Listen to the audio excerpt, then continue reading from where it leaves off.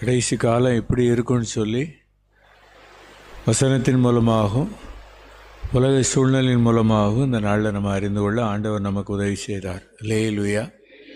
அதனால் நம்ம தெளிந்த புத்தி உள்ளவர்களாக இருந்து ஜெபம் பண்ணுவதற்கு நம்ம எப்படி இருக்கணும்? ஜாக்கிரதை. இதில் மாத்திரம் நம்ம ஜாக்கிரதை உள்ளவர்களாக இருந்து ஜெபிப்பதற்கு ஆண்டவர் நமக்கு நல்ல ஒரு தெளிந்த புத்தியை நமக்கு என்ன செய்யணும்? அந்த கடைசி காலத்தில் தரணும். அல்லேலூயா. கண்களை மூடி எல்லோரும் ஸ்தோத்திரம் பண்ணிடுவோமா? 12வது மாதத்திலேயும் ஆண்டவரே, அக்காலத்தை நீங்கள் அறியாதபடியினால் ஜெபம் பண்ணுவதற்கு எச்சரிக்கையாயிருங்கள்னு சொல்லியிருக்கிறீரப்பா. நாங்கள் எத்தனையோ காரியங்களில் எச்சரிக்கையாக இருக்கிறோம்.